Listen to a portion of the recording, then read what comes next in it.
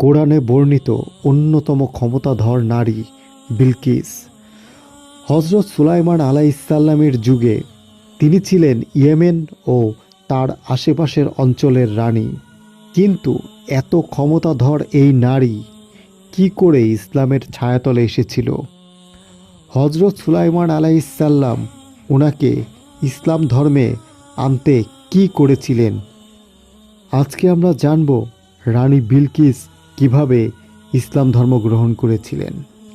মহান আল্লাহ রাব্বুল আলামিন হজরত সুলাইমান আলাইহিসসালামকে বিরল মুজেজা দিয়েছিলেন, যা দিয়ে তিনি পশু পাখি জিন থেকে শুরু করে বাতাসের উপরও আধিপত্য বিস্তার করতে পারতেন। তিনি পাখিদের ভাষা বুঝতেন, পাখিরাও ওনার সাথে কথা বলতে পারত। একদিন তিনি বিশাল বাহিনী নিয়ে কোথাও যাচ্ছিলেন। তার বাহিনীতে অসংখ্য জিন ও পশু পাখি ছিল। পথিমধ্যে তিনি লক্ষ্য করলেন গোয়েন্দা পাখি হুদহুদ অনুপস্থিত। তখন তিনি সবাইকে জিজ্ঞেস করলেন, হুদহুদ পাখি কোথায় গেছে? তার অনুমতি ছাড়া হুদহুদ পাখি অন্য কোথাও চলে যাওয়ায় তিনি প্রচণ্ড রাগ করলেন এবং বললেন, যথাযথ কারণ দেখাতে না পারলে হুদহুদ পাখিকে কঠোর শাস্তি দেওয়া হবে।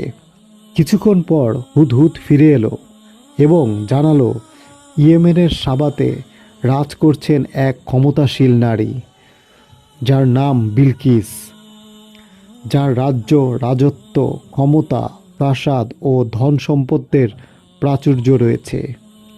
সাথে এও বললেন যে এত বিশাল প্রতিপত্তি থাকা সত্ত্বেও তিনি ও তার প্রজারা আল্লাহকে বাদ দিয়ে সূর্যকে সেজদা করছে। শয়তান এই কাজে তাদের সাহায্য করছে। এই তথ্য সম্পর্কে সুলাইমান আলাইহিসসালাম অবগত ছিলেন না। তিনি অবাক হয়ে গেলেন এবং তিনি রানী বিলকিসকে আল্লাহর প্রতি বিশ্বাস স্থাপনের আহ্বান জানিয়ে চিঠি লিখতে নির্দেশ দেন। এই চিঠি তিনি হুদহুদ পাখিকে দিয়ে বললেন, তুমি এই চিঠি দিয়ে কাদের উপর বসে থাকবে না, কারণ ইসলাম কারো উপর চাপিয়ে দিতে আমার আল্লাহ আমাকে বলেনি। তুমি একটু দূরে দাঁড়িয়ে তাদের প্রতিক্রিয়া দেখবে। চিঠি পেয়ে বিলকিস মন্ত্রিসভার বৈঠক ডাকলেন। চিঠির বিষয়টি সবাইকে জানিয়ে করণীয় কি হতে পারে জিজ্ঞেস করলেন। সবাই তখন বললেন, আপনি যা সিদ্ধান্ত নেবেন তাই আমরা মেনে নেব।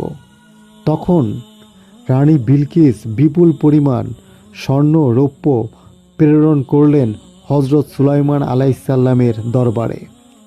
সঙ্গে ছিল দাস দাসী সহ 40 সদস্যের উচ্চতর কূটনৈতিক দল। এসব দেখে হজরত সুলাইমান আলাইহিসসালাম রেগে গেলেন এবং বললেন, তোমরা আমার জন্য অর্থ সম্পদ নিয়ে এসেছ, এইসবের কোনো লোভ আমার নেই। আমার আল্লাহ আমাকে এর চেয়ে অধিক দিয়েছেন। এরপর তিনি তাদের কঠিন ধমক দিয়ে বললেন, তোমরা চলে যাও এই অর্থ সম্পদ নিয়ে। আমি শীঘ্রই বিশাল বাহিনী নিয়ে তোমাদের আক্রমণ করব, তোমরা প্রস্তুত হও। এরপর রানী বিলকিসের বাহিনী চলে গেল এবং যেতে যেতে তারা হজরত সুলাইমান আলাইহিসসালামের ক্ষমতা ঐশ্বর্য ও প্রাচুর্য সম্পর্কে অবগত হয়ে গেলেন। প্রতিনিধি দল হজরত সুলাইমান আলাইহিসসালামের দরবার থেকে ফিরে রানীকে জানালো, আল্লাহর শপথ, তিনি কোনো সাধারণ রাজা নন।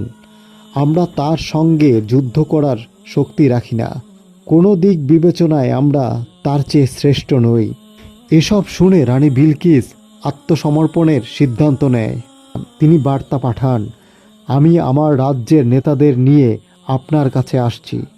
আমি আপনার রাজত্ব ও ধর্ম দুটোই নিজ চোখে দেখতে চাই। অতঃপর রানী বিলকিস 1,12,000 সৈন্যের এক বিশাল বাহিনী নিয়ে রওনা হন।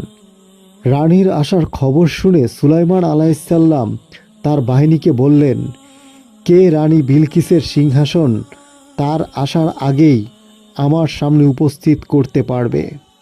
তারপর একটি জিন বলল, আমি পারব, এবং সে সাথে সাথেই রানী বিলকিসের সিংহাসন সুলাইমান আলাইসাল্লামের সামনে উপস্থিত করল।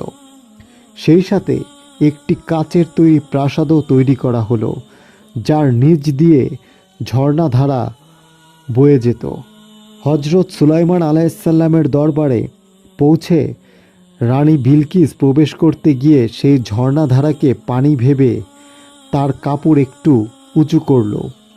তখন সুলাইমান আলাইসাল্লাম বললেন, এটা স্বচ্ছ কাচ। এরপর দরবারে নিজের সিংহাসন দেখে হতভম্ব হয়ে যান রানী বিলকিস। সেই সাথে সুলাইমান আলাইসাল্লামের কাছে আল্লাহর প্রদত্ত ক্ষমতা ও ঐশ্বর্য দেখে তিনি নবীর প্রতি বিনয় ও আনুগত্য প্রকাশ করেন। এরপর তিনি ও তার সবার সদস্যগণ ইসলাম গ্রহণ করেন। আলহামদুলিল্লাহ, এভাবেই রানী বিলকিস ইসলাম ধর্ম গ্রহণ করেন।